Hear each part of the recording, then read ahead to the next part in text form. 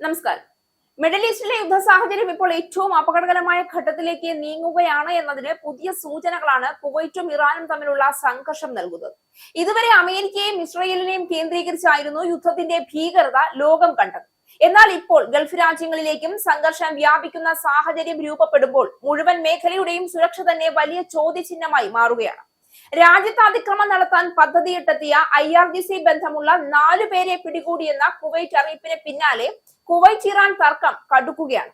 പൗരന്മാരെ വിട്ടയക്കണമെന്നും ഇല്ലെങ്കിൽ പ്രതികരിക്കാൻ അവകാശമുണ്ട് എന്നുമാണ് ഇറാന്റെ ഭീഷണി. അതേസമയം കുവൈറ്റ് സേനയുമായി ഏറ്റുമുട്ടിയ സംഘത്തിലെ 2 പേർ രക്ഷപ്പെട്ടെന്നും കുവൈറ്റ് ആഭ്യന്തര മന്ത്രാലയം അറിയിച്ചിട്ടുണ്ട്. കുവൈറ്റിന്റെ ഏറ്റവും വലിയ ദ്വീപായ ബുബിയാൻ ദ്വീപിലേക്കാണ് മത്സ്യബന്ധന ബോട്ടിൽ 6 അംഗ സംഘം എത്തിയത്. കുവൈറ്റ് സേനയുമായി ഏറ്റുമുട്ടിയ സംഘത്തിലെ 2 പേർ രക്ഷപ്പെട്ടു. മെയ് 1-നായിരുന്നു സംഭവമെന്നാണ് റിപ്പോർട്ട്. രാജ്യത്ത് അതിക്രമത്തിന്റെ പദ്ധതിയിട്ടാണ് സംഘം എത്തിയതെന്നാണ് കുവൈറ്റ് ആഭ്യന്തര മന്ത്രാലയം പറയുന്നത്. കുവൈറ്റിൽ നുഴഞ്ഞു കയറാനുള്ള ശ്രമത്തെ സൗദി ഉൾപ്പെടെയുള്ള രാജ്യങ്ങൾ ശക്തമായി അപലപിച്ചു. പിന്നാലെയാണ് ഇന്ന് ഇറാന്റെ പ്രതികരണം ഉണ്ടായത്. പെട്രോളിയം ഡ്യൂട്ടിക്കിടെ നാവിഗേഷൻ തകരാറിലായി എത്തിയതാണ് സംഘമെന്നായിരുന്നു ആദ്യ വിശദീകരണം.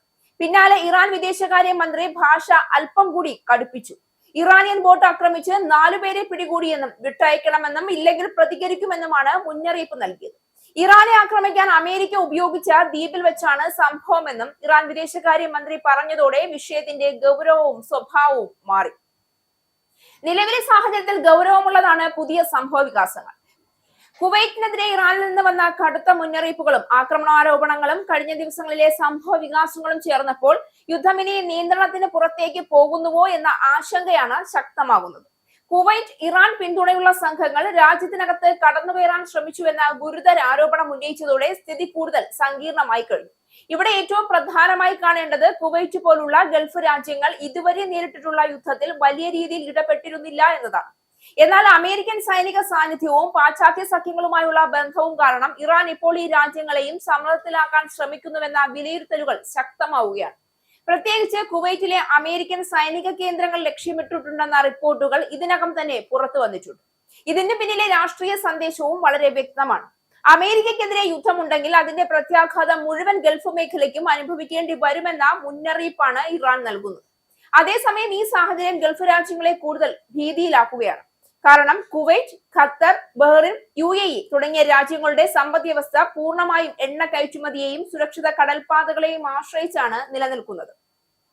ഹോർമൂസ് കടലിടുക്കിനെ ചുറ്റിപ്പറ്റിയുള്ള അനിശ്ചിതത്വം ഇതിനകം തന്നെ വലിയ സാമ്പത്തിക സമ്മർദ്ദം ഈ രാജ്യങ്ങൾക്ക് സൃഷ്ടിച്ചിരിക്കുകയാണ്. ഇതിനിടയിൽ കുവൈറ്റിലുണ്ടായ ഡ്രോൺ ആക്രമണങ്ങൾ, വിമാനത്താവള നാശനഷ്ടങ്ങൾ, എണ്ണ ശുദ്ധീകരണശാലകൾക്ക് നേരെയുണ്ടായ ആക്രമണങ്ങൾ എന്നിവ ഗൾഫ് മേഖലയിലെ യുദ്ധഭീതിയെ കൂടുതൽ ശക്തമാക്കുന്നു. ഇവിടെ മറ്റൊരു വലിയ ആശങ്കയും ഉയരുന്നുണ്ട്. ഇറാൻ ഇങ്ങനെ മുന്നോട്ട് പോയാൽ അടുത്ത ഘട്ടം എന്തായിരിക്കും? ഗൾഫ് രാജ്യങ്ങൾ നേരിട്ട് അമേരിക്കയുടെ പക്ഷത്തേക്ക് കൂടുതൽ ശക്തമായി നീങ്ങാൻ ഇതോടെ സാധ്യതയുണ്ട്.